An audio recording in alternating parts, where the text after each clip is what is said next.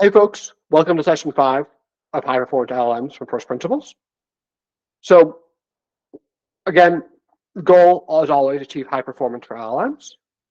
And I thought I'd start by just giving us a little reminder of what we have done and what we need to do to make good on this goal. So we did a whirlwind LLM implementation in the first class. We've done a few sessions doing single chip and then multi-chip performance.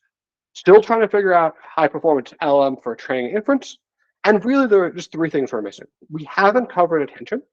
So we're going to, in this session, do attention. Then we're really just going to write out end-to-end training, and we're going to measure the performance we see there. And then we're going to do end-to-end inference, and we're going to measure the performance we see there. So I think that's going to be the whole heart of the class. And if anyone's interested, I might post for follow-up topics. And if there's taste, I can do a couple kind of odd and end topics. But that'll be really the core of the material we cover. So we're also going to cover a topic before I had my little Siri misadventure last time. Then had a couple more things to talk about, and then we'll do attention this week.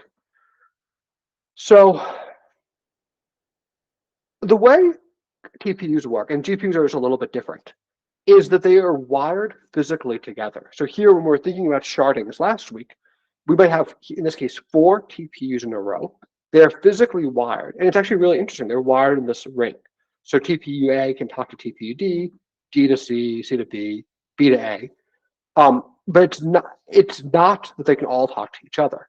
So in the session, we kind of took it for granted that we were going to have collective communication. So one of the key collective communications that we did was an all gather. So to remind ourselves what an all gather is we have 4 TPUs. They each start with 1/4 of the data. So here, the green TPUs get to 1, the purple TPU 5, the blue TPU 7, the yellow TPU 8. And then we want to fully replicate the data. So we want the green TPU to have the 1, the 5, the 7, and the 8. And all the way down to the yellow TPU also has that same data. So that's what all gather we needed to do in FSDP. And kind of the really interesting and beautiful thing is that you're able to do this algorithm efficiently without having every chip being able to talk to every chip. So we show this at the bottom. So basically, each chip, every step, pushes the data they most recently received 1 step north, and then it just keeps doing that. So following the 1, first in the first step, the green chip pushes that data to the yellow chip. In the second chip, the yellow chip now pushes that data to the blue chip, and then the blue chip pushes it to the purple chip. So there's a really critical fact here that there really is a data dependency. And if we didn't have that data dependency, we wouldn't be able to do this, right? Because again, the green chip only starts with the 1. So in the first step, it can push its 1 to the yellow chip. But from the green chip's perspective, it no longer actually has any data. So it really depends on the fact that it just got new data, got the 5 from the purple chip, and it's able to push that to the yellow chip. So that's the all gather, which is what we need in FSDP, basically unsharding each tensor. Then additionally, we had the reduced scatter. So this is what we need in tensor parallelism, where we, instead of doing getting all of the data, now we have to sum columns. So we have something of the full size, and we want to sum the columns. Each column goes to a different chip. So here, 12 is 1 plus 2 plus 6 is 9 plus 3 is 12. And we do a very, very similar algorithm where each TPU pushes the last number it received up, and then that gradually gets added in and then accumulated. So starting with this 3, which the yellow chip pushes up to the blue chip, then the 6, that becomes a 9. The 9 gets pushed up to purple, and then the 11 gets pushed up to 1. So each of these algorithms are running at the maximum performance they can, the maximum theoretical performance, even if all the chips could talk to all the other chips, just with nearest neighbor communication. So that's a very, very beautiful part of the TPU architecture. GPUs instead have all-to-all communications, which can be more flexible, but actually doesn't give a performance benefit for this particular style of workload. And then additionally, a very beautiful thing is you can combine these two, and that's called an all reduce. So here, our goal is to do the sums and then sharing them. And the fastest way to do this is a reduce scatter, followed by an all gather. So now all of the chips have all of the copies of all of the data, and we'll see that in various points, especially as we deep dive into training. So before I jump on to the new material for this week, just wanted to ask, are there any questions on these collectives?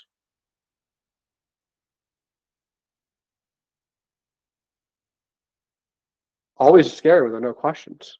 Anything I can complain? I can explain in more detail. I have more of a general question. I need to test this myself to really conceptualize. What would you recommend for like an example or something to do as homework, we'll call it, to further ingrain these concepts? Yeah, I mean, there are a couple different answers. One is you can let JAX do it for you. So you can ask JAX. So the easiest way of programming is to program an all gather where you pass in sharded inputs, and then you ask JAX to unshard the inputs. Alternatively, you can program a reduced scatter, where you sum across the columns, and then you ask for it to come out sharded, or an all reduce, where you do a sum, and then you ask for it to come out sharded, unsharded. So I think the easiest way to do it is just by asking JAX to do it for you, and then seeing how long it takes and comparing it to how long it should take. Another option is you can program it yourself. I think that gives you like probably a better understanding. Is a little bit trickier, and that would probably be more of a follow-up in a different session than this. I hope that helps, Colin. Yeah, it does. Thank you. Awesome. And I saw first a comment from here. Yes, a notebook would help. Yeah, it's totally fair. I'll definitely throw it in as we was just giving a clear prompt so folks can think about it. That's helpful. Pate. Yeah, I was just curious. What algorithm are we using for like the all reduce? Is it like ring? Is it just butterfly? Or This is a ring, right? These are all rings. So that's like if you look at what these algorithms are doing, the communications that are available are a ring, and then the algorithm would be called a ring all gather or a ring reduce scatter, and then a ring all gather and a ring reduce scatter form a ring all reduce. Right. I just wasn't sure as it scaled to larger if it was still all ring communication. That's all. So within the TPU pods, we do an all reduce. Once you start talking about multiple TPU pods, there actually are different strategies. So across pods, we usually do a shuffle. Like a shuffle all reduce or shuffle all gather. And then we do this hierarchically. And then the NVIDIA story is also quite complicated, but similarly hierarchical collectives. Does that help, Pete? Yeah, I think so. Thanks. Cool. Susie? So we talked about 4 chips, and we know every 4 have that rounded connection, right? What if if we have 8 or 64? How does that work in that case? Yeah. Okay. So for 8, for example, typically the 8 would form a circle as well. So this exact same thing works for 8 that form a circle. Is that? I think nothing controversial there, right? Oh, okay. So the speed is like 6 on the 64 chips. The speed is like 64 times longer than on the. No, the speed is the same because the speed is limited by how fast it's the same as a function of the global data. But you're doing 64 steps. Here you're doing four times pushing, right? The numbers, and then if you have 64 chips, you'll do 64 times. Definitely. But the size of the global data. So think about an all gather. Basically, the amount of time it'll take is just how fast it takes one chip to read all of the data. So if there's a gigabyte of global data, it will be 1 gigabyte over the line rate, right? How fast it can read from one chip, whether or not it starts with 1/64 or 1/4 of the data. So the amount of time, again, we say it should take is the global size of the data for an all gather divided by how fast it can read over that interchip interconnect. And it doesn't actually matter on the depth. It gets slower if you're thinking about the amount of data as being variable, the number of chips. Okay. Does that help you? Yeah, I need to think more, but yeah, thanks for the answer. And then one more case, I think, I definitely don't try to work it out here. It's actually pretty tricky. Is if you have a 2x2 mesh of TPUs. So it's like a 4x4, for example, or 4x4x4. You can, and they have multiple axes. You can run an algorithm a lot like this that will be faster than just thinking about them as being a ring, but you can actually think about them as forming a ring if you want, and you actually get very reasonable performance with that ring. Okay, thanks. Cool. Sky? Okay, yeah, I was gonna ask about like the 2D or 3D meshes. Like, is there a separate algorithm that like makes use of both directions at the same time, or do you just like path one long line through the mesh, the multi-dimensional mesh? So yeah, we definitely do it. There definitely are efficient algorithms, but I think we should just show that pathing. So there are. So I think that just, again, this isn't actually what happens, but it's good for people to think like this. So let me just draw that for people, okay? So a lot of ways to actually do this pathing, but what Sky is pointing out is if you had a 2D mesh, you can actually fit a 1D mesh into it, and it would look like the mesh would actually look like this. So now think about this as being a 2-dimensional grid of TPUs, and then you get a nice 1D mesh out of it with this little kind of like convoluted thing.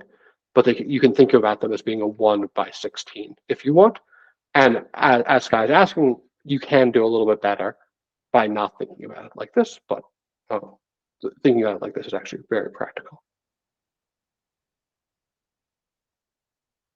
Cool. So now we've made we've turned this 4x4 into a 16x1. Cool. Any more questions about the collectives? I had a couple simple questions. So in these examples here, we are all gathering or all reducing 4 weights. And using the all gather example, because we have 4 TPUs or 4 shards, we have to do there's 4 flops per weight. Is that correct? Or flop, excuse me, not per second. Yeah, that's true. There are 4 flops per weight. The other thing I think you should think about is you can think of each of these cells as containing like a million weights instead of 4. I drew out with one number 1, but you can imagine there are a lot of numbers in there. So we aren't necessarily only doing 4 numbers. There could be 4 billion numbers. Sure, right. Yes. But your point is correct that the amount of compute is scaling linearly with the number of hops. So then we need to be careful with our chip count and our sharding, because we could over shard, and because the flop is based off the number of TPUs and or shards. Is that? That's totally correct. Okay. But it ends up not being an active constraint, basically because we can always do that math faster than we can push the data over ICI. So we're never at risk of falling behind on that. Okay. So it is totally a legitimate concern, but just not usually an active constraint. So if you think about it, like the chips can like on a single line, they can do 100 gigabytes per second of bandwidth. So let's just say they need 100 gigaflops to keep up with that, but the chip gives you 275 teraflops. So that constraint you're describing is true, but it's just a factor of 1,000 from being active, from using all of our resources. That's back to that train and rail. Yes, it's the train and rails. Cool. This whole class is just trains and rails, dude. So no, Awesome. no, Thank you. nothing else. Cool. Any other questions about collectives?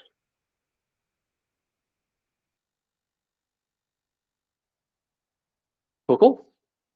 So in session 1, we kind of were introducing LLM. We had this picture. And again, it was really just trying to describe for us what was going on. So long and thanks for, and for so, we're predicting long. After seeing so long, we were predicting and. So long and, we were predicting thanks, and so on. That's what kind of how the LLM works. But, and I guess I didn't do a great job of highlighting this, but we actually didn't implement this part of it. So we were having, instead of having, the way it should work is our outcome and. depends on so and long. But in session 1, we only did the linear layers within the transformer blocks, but not the attention layers. So it was really like from long, we were supposed to predict and, but our only input was long. We hadn't created these left to right dependency errors.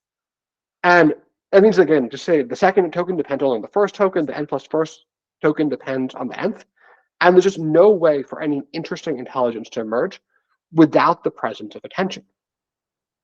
So it's just like, imagine if your only input was things. It doesn't actually matter what context you have as a model or how intelligent the model is. There's a limit to how intelligent the model can be with just that one word being its input. So the key thing is that we didn't implement attention, which is kind of this unique operation, the only operation in LLMs that ties the model together, that ties the different tokens together and gives the model context across time. Cool. So let's just remind ourselves. So this is a transformer block. We actually implemented it in session 1. The add and norm, more or less, we implemented the feed forward, we add and norm, but we did not implement multi-head attention. And again, feed forwards. I guess I could show folks this, but I mean, I probably should start actually when we go to the coding section. I'll show this to folks. But feed forwards just do not implement, or they do not depend on their neighboring output. So each token goes through separately. So again, multi-head attention is the only place in the neural net where the different tokens get mixed together. And then there are a couple other pieces. So it's not actually all the tokens are mixed together. We only want each token to know about the tokens before it, right? Because if you're doing an application like ChatGPT, like Bard, like Anthropic, you want it to say, well, so long, and then we want to predict things. But we don't want to know that what comes next, because the neural net is responsible for designing this. So that's a situation we call it autoregressive decoding, where we are autoregressively running the neural net through so long and that gets things, and then we do it again. So that means that for our attention, we want it to be causal, which is the way it's depicted in this picture, where we only have context of the previous words when doing attention. Cool. So there are actually a number of ways you can imagine an operation that ties all of the tokens together across time to work. But I'll just show you how this one works, and then we're going to program it. So first of all, we think about ourselves as having 3 vectors that we just create. But basically, you can think of them as reshaping our inputs, and we think about each token as being represented by these 3 things. We call them a query, a key, and a value. And then as we go through, we do a series of operations. So the first operation is a dot product, where we take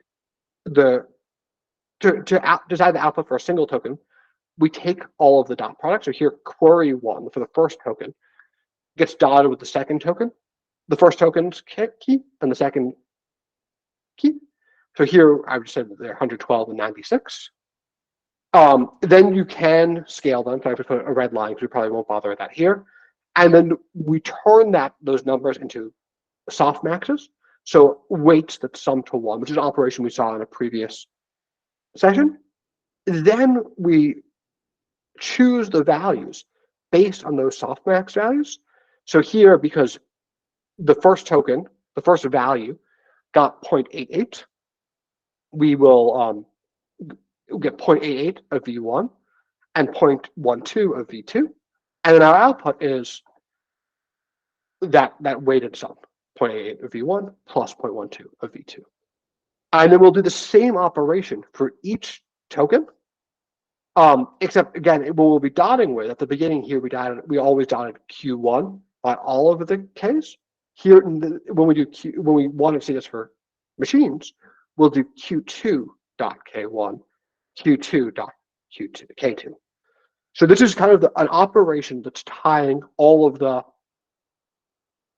tokens together. And this is a single head. So when we do it in real models, we'll do multiple heads.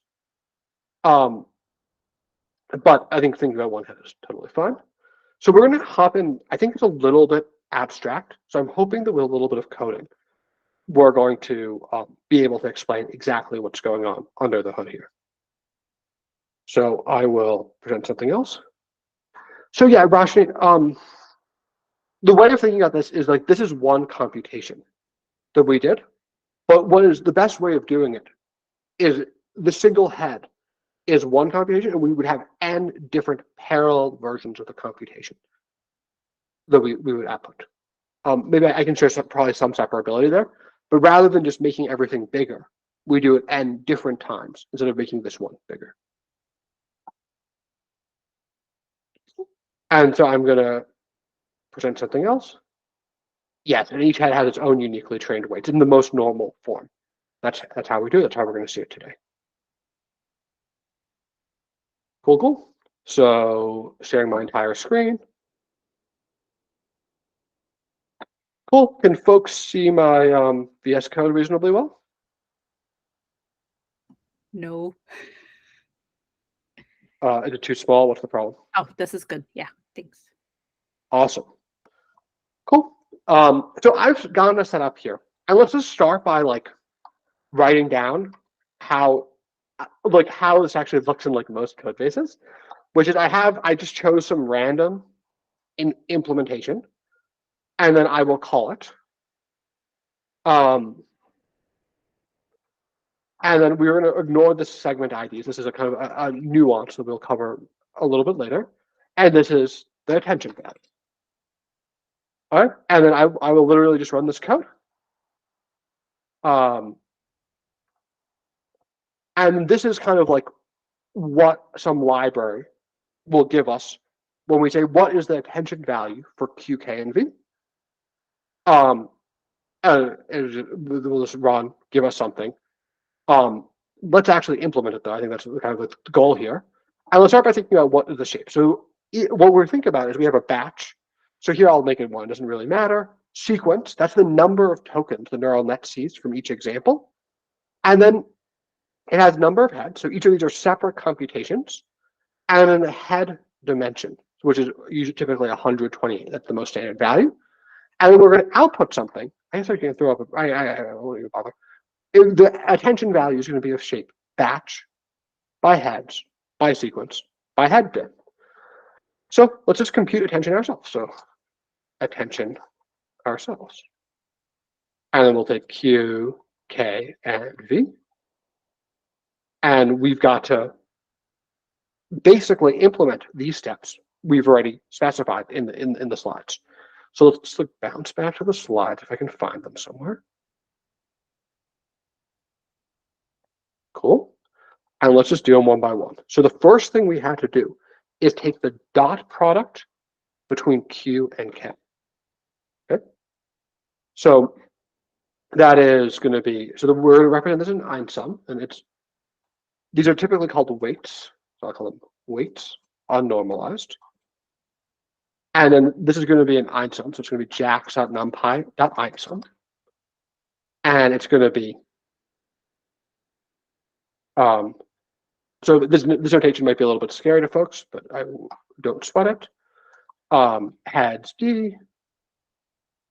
This is going to be, let me just check my handy notes, BT, HG. So these are batch, sequence, heads, dimension, heads, head dimension. And then we're going to output into batch. I think that we're going to move D over here. So we're going to move heads over here, and then we're going to want S and T, so sequence and the output sequence. And then we're going to, this I think looks a little bit scary, but we'll just go through this step by step. So that should be right. Oh, we have to pass in our argument. So Q and K, perfect. And then let's just throw in a breakpoint here. And then we'll call attention ourselves. And we'll pass in Q, K, and V. So what we've done, and it's just like a big fancy way of taking a dot product. So I hopefully I can just take the dot product, and then we'll be in business. So we have weights unnormalized dot shape, and it's shaped as 1 by 4. So 1 and 4 is batched heads by 2048 by 2048. So the way to think about this is everything in this is a dot product, and this between one of our Q's and one of our K's.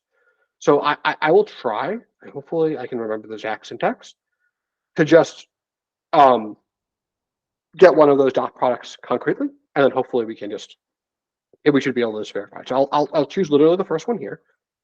So this is something, this is like a head of size 128. This is going to be multiplied by a K of size 128, and then perfect. So this is going to be, excuse me, this is going to be 128, perfect. And then if we do a JNP dot sum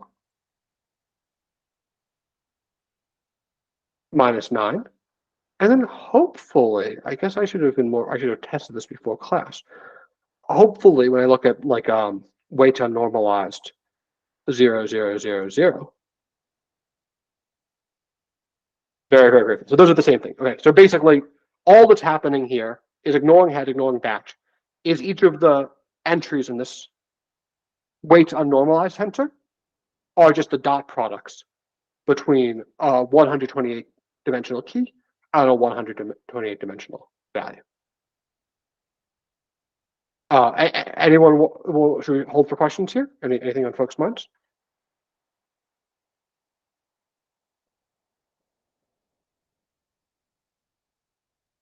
Cool. So now we just need to take a softmax. Okay, so I can program it here first. jax.nn.softmax. I think that's the name of the function.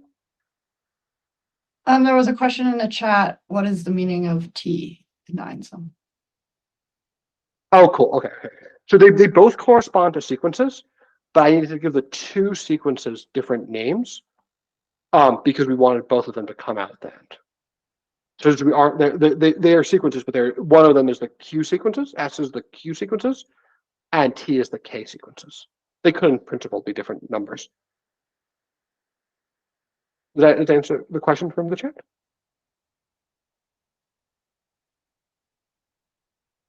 Okay. So the operation we're going to do next is the softmax. So I think if we do it like this, it will probably work. But what we want to have is now we did the softmax, and okay, so maybe let's look at the at weight unnormalized for a specific thing. So weight unnormalized is 1 by 4 by 2048. So let's just go through it. And if we just look at the first like 10 numbers in here, they're going to be all over the place. So some of them are positive, some of them are negative.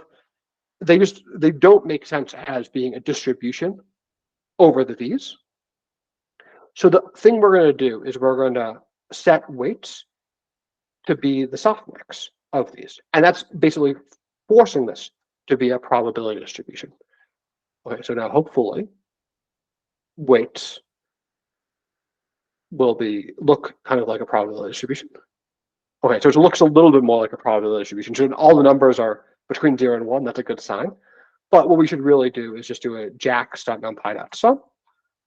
Jax.numpy.sum. Weights. Axis equals -1. Okay, and then all of these are close enough to being 1. You can see there's some numerical issues, but they're all pretty close to being 1. So that's a sign that now we've basically forced. Now this last dimension is now a probability distribution or a weighting between the different V's. So I will write this, I'll copy this line of code up next.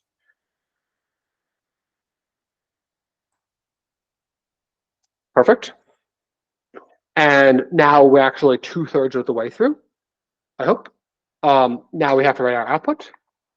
And our output is going to be a second INSUM. Okay, so let's go back. We should follow along the notes. So we did the dot products. We now did the softmaxes. So now it sums to 1. And now the last thing we have to do is to do the softmax times the value. So this is, I call it W in the code. So it's W times value in the code. And let's see if we can do that. So this is jax.numpy.INSUM. We can write this in a second. And it's going to be W, it's going to be weights by V.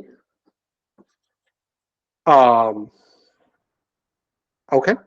And so let's think about the shape. So the weight is going to be shaped as BHST. I mean, we've already set that over here, so I think we can probably use that same semantics. V is going to be shaped as B, and we're going to have to decide if this should be the same. So this would be S heads, and then head dimension. And then actually this one is going to, I believe, be the one that we want to reduce over. I should check my notes actually. Or we can just run it like this. We can debug it. And then the output should be batch. We want it back the way it was originally. So batch T, and then heads. We have heads, and then head dimension, which is D. So now when we run this, I'll actually just run it in the debugger. Output.shape should be the right shape, hopefully. So that is the right shape, right? So these ones are shaped batch, sequence, heads, head dimension, and this is batch, sequence, heads, head dimension. So now this is the right output shape, and we can return output. And because I wasn't super careful about this, I think we'll probably get it wrong, but we will have attention ourselves value. And then we can just do a assert jax.numpy.allClose, attention ourselves value, attention value. And then I think we'll just, for the purpose of this class, there's actually a lot of numerical sensitivity in attention. It's actually very, very important in practice, but we'll set fairly tolerant bars. So we can see if we're passing the test.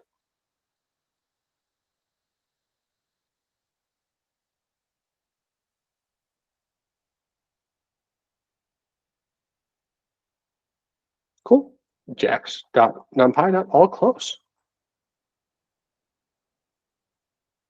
So fundamentally what we're doing here is averaging so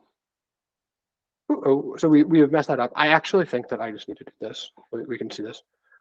Is we're averaging now we've gotten the weights, and now we're averaging the weights over the V. So the weights have told us for every V, here's the weighting. Uh-oh. What do you mean? Both of them don't work? Any help from the chat? Not help, but question. We crossed out that normalization. In your slides, you have that red dotted line, right? Mm-hmm. We're not going to do it in attention ourselves, but isn't it implemented in the Palace attention? No, it's not. So basically what ended up happening, that's a really, really good question. Thanks for asking it. So what ended up happening was, I think like it used to be standard, but then I don't know when people stopped doing it there.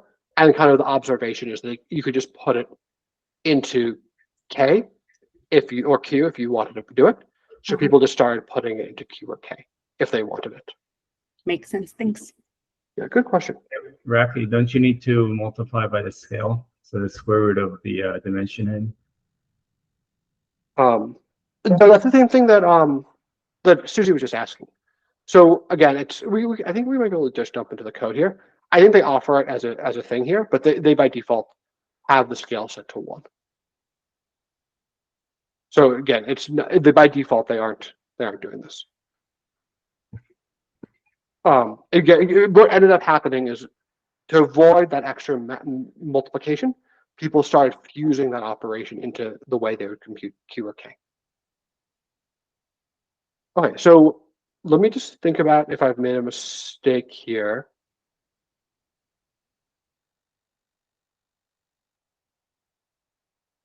So I did this one right before class. Okay, let me just think about my notes. Oh, interesting. So my notes are that this is right. We can decide in a second. Cool.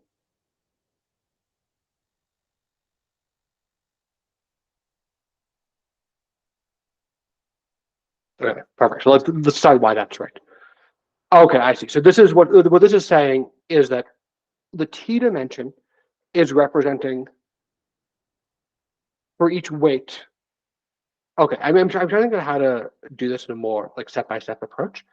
The t dimension is as we remember here. So this dimension is representing the probabilities, and then we have to average it across the weights. So I wonder if we can think about how to write this like line by line in JAX, so we can maybe make this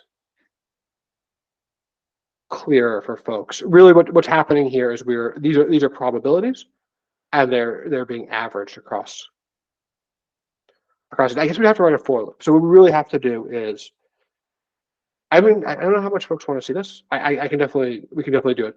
But again, the way to think, I'm gonna hold off on it. We can get to the end if folks want to do it.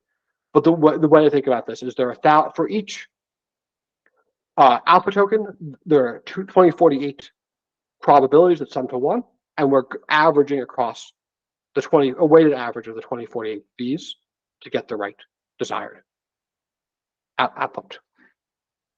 Do folks want to see this in more detail? I'm not sure what's most interesting for people. Yes, okay, Cal. Let's just do an audit here, okay? What's really happening here? So we have output. Now we can print output 0, 0, 0, 0, and that's what we're getting. And then an alternative way of getting it should be for I in range sequence. We should be doing a dot product for each one, or so it should be. Okay, so we can drop back and sequence. So it's the weight value should be BHST. Okay, so it should be weights 0, 0, 0, I. Okay, so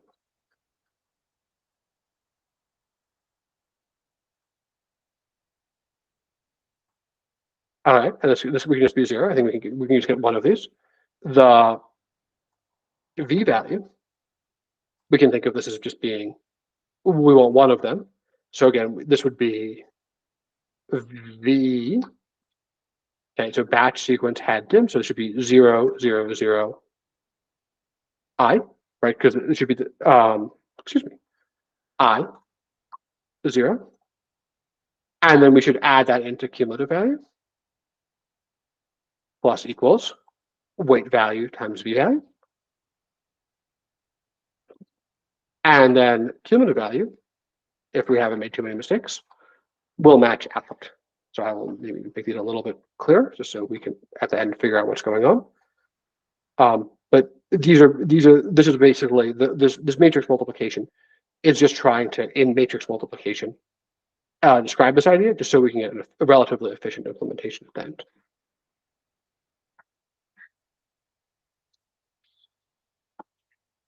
Cool. So this is just working on coming up with basically a slow algorithm for just one of these values, just to audit it. All right, and we see we're able to recover this cell of the array. Again, so all we're doing is for the 0th token, for the 0th sequence, for the 0th head, doing this product between the V values and the weights we already have. Does that help maybe explain the matrix math a little bit? I'm not sure what would be most useful here. All right, lots of questions. Anisha, what's up? In what case would we have S and T differ? Well, okay, so S and T are differing here because we are creating something here of size. This is a really important point. This is creating something of size batch heads sequence. So for this particular code, we are creating a batch head sequence. So that's why we have 2 of them. Separately, they can differ in practice when we do inference, because we'll see that later, but we actually will have a different number of Ks and KVs versus Qs during inference. And that's just the nature of autoregressive inference. Thank you. Happy to help. Zach, NumPy average, maybe give it a little bit more context. Oh, I just mean as an alternative to writing out a for loop. It's just a, Yes. each value is just a weighted sum.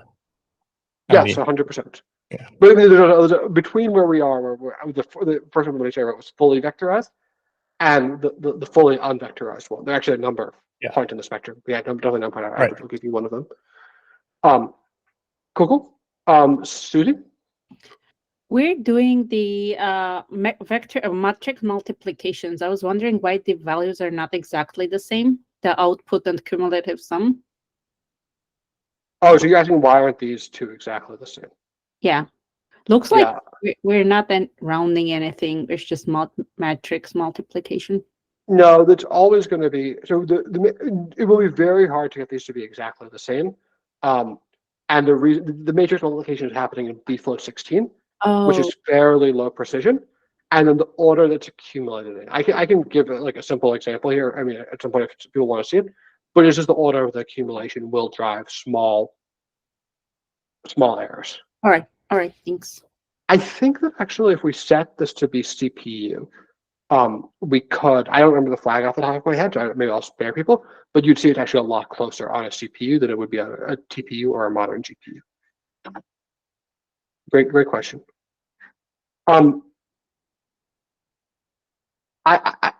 Jack's export. Oh my gosh, Sky, thank you. So I think this may close the gap a little, just because basically there's no low precision math now on the CPU, so it'll tend to do it a little bit more precisely. So it's not perfect, but you can see it's many digits better on a CPU than you'll see on a TPU or a GPU. Thank you, Sky. Thanks. Cool. I think there's been. I have to understand that this matrix math is a little bit scary. I actually don't think that's at all the point. All we're doing is those steps that we covered in this guide. So, but we're just doing it for all the things at once. So it is a lot. So just to remind ourselves the steps, we take for each of the Q's, we dot it with the K. We divide. So we do the softmax. So that gives us the W's, which are weighted averages, and then we apply those weighted averages to the V's, and that gives us our outputs. So it's compute the weighted averages and then apply them is all we're doing in intention.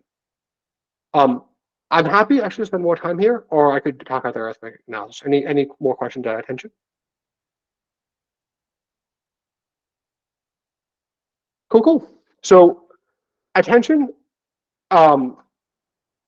pretty interesting. So we have 3 inputs of batch sequence by head dim.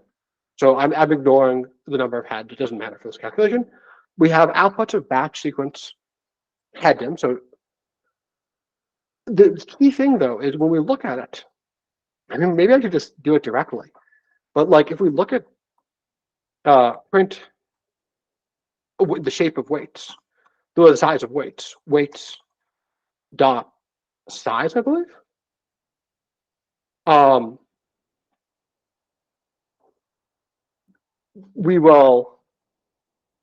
We'll see that this is actually, I should print like Q dot size as well while I'm here.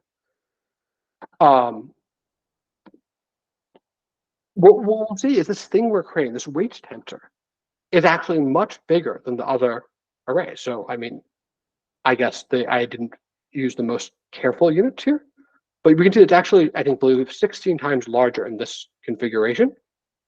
And in other configurations, it could be even more. So that actually means that the inputs and outputs are fairly small. They're backed by sequence by head dim, but the memory bandwidth we require is fairly large because we need batch times sequence, something of batch by sequence by sequence. And that eventually, when we go through all the math on this, we get this arithmetic intensity is about head dim. So for every byte we have to send to HBM, we need something of head dim. We only have head dim flops. and head dim is 128. So if we remember from our previous experiences here, we actually are like this point on the line, right? So our arithmetic intensity of attention, the way we've programmed it, is actually only about here. And so it's not going to be very efficient. And we could actually grow the size of head dimension. That actually makes it much more arithmetically efficient, but it doesn't improve model performance very well. So it doesn't help very much. But the kind of weird thing is that the inputs were of 3 times batch times sequence times head dim. The outputs were of 1 times batch times sequence times head dim. So the inputs and the outputs are actually fairly small. The flops are fairly large, 4 times batch times sequence times head dim. So the point is actually that the in terms of inputs and outputs, the ratio of flops per byte is actually very high, right? The sequence that is 1024, and we're losing all of the efficiency because we're creating this tensor, this weights tensor, and the weights tensor is slow to write to HBM and slow to read back from HBM. So again, this is, remember, our computational diagram, and kind of like the key insight is actually this can be, there are a number of ways to accelerate this, but we just need to not write W back to HBM. So we've got to figure out how to just not get this one written to HBM. There are a couple different ideas. They're all good. The simplest one is just to make the observation that with sequence 2048, the tensors that we need are only up to 8.3 megabytes large. If we have 160 megabytes of SRAM, there's actually no reason we should be writing anything back to HBM. That trick works well at small sizes. At bigger sizes, it doesn't really work that well. So sequence 1,684, which is like fairly large sequence amount, huge for a neural net these days. Things just don't fit at all. So each matrix involved is 536 megabytes, and we are going to need HBM. And kind of there are actually a number of solutions, but the most famous and I think the most beautiful solution is flash attention by TreeDAO. And this we won't implement here, though. Again, I will put it up for a vote if folks want to dive into it deeper. And kind of the trick is it does allow us to do all the computations with a fixed amount of memory. So we don't end up having to put this tensor into HBM. And it really depends on a very clever observation about softmax. So it could be a whole topic. But you can see the key is that the inputs and outputs are small. So as long as we're able to hide this intermediate tensor from ever having to go to HBM, we can actually come up with very, very efficient solutions. Cool. And then there are a number of tricks. So there's actually like a lot of like really fascinating tricks that we've done that are kind of wild, and we can talk about them a little bit more.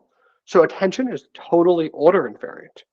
So that's telling us that when we did this, we could actually permute the order of the Qs, the Ks, the Vs, and we get exactly the same thing. Up to the permutation, we could unpermute them at the end. And that's just a bizarre but useful factor about attention. Our current implementation is not causal, so it can run in any order. And then finally, it doesn't support multi-prompt tacking, which is maybe a little bit one more trick, but there's the idea that we can process multiple prompts. So when we're training, we might have a sequence length of 16,000, but each of the individual examples, some of them will be long, but some of them will be small. So rather than orphaning part of the prompt, we typically prefer to do multi-prompt packing, where we put multiple prompts into the same sequence, but we don't allow the ones that are different to attend to each other. So I'm going to just show kind of like one example for how we can do causality, which is a really like kind of beautiful implementation. It's why I think one of the reasons why attention is so useful. So in an implementation like here, MHA reference, they'll have some API. Maybe I can see if they'll give me help. Causal. Uh-oh. They'll have an API like this. So causal, I have to set it to be true. And this is just telling us that everything only depends on the things after it. Excuse me, only depends on the things before. So if we rewrite this here, we should now fail this test because we will fail on the on being close because again the tension isn't actually causal. So what we want to do is create a tensor of the right size to zero out the weight. So the way we're going to do that is that if we import JAX, then we can just make a jax.numpy. And then there's this interesting API trio. And then it creates triangular matrices. So we'll do, let's say, a 16 by 16 one for demonstration sakes. Just want to make sure if I have any arguments.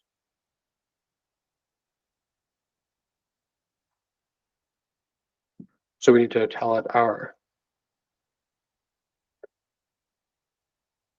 cool. And we need to give it this extra one. Yes. So I think this is Jackson. I'm tied at ones. Excuse me, just trying to create this triangular matrix for us. So these are just making us a nice triangular matrix.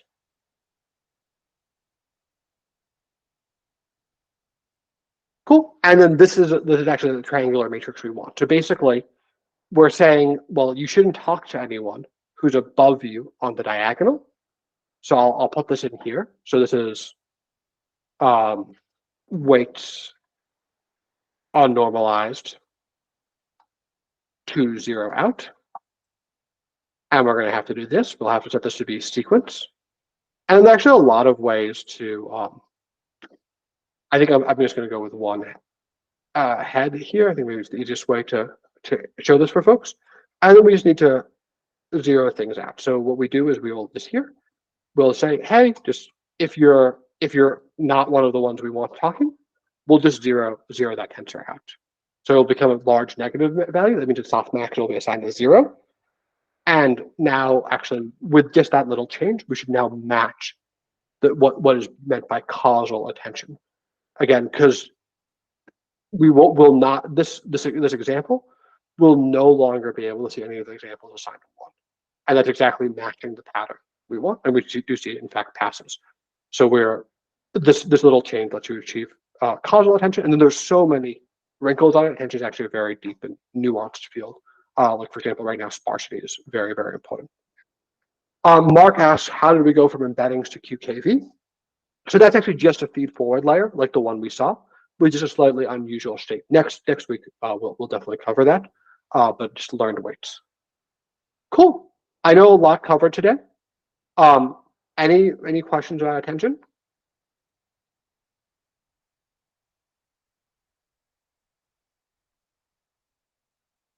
Cool. Well, great chatting, folks. Have a good rest of your week. I'm actually going to be out next week. So the next one will be in 2 weeks from now. Bye, folks. Thanks. Thank you, Ravi.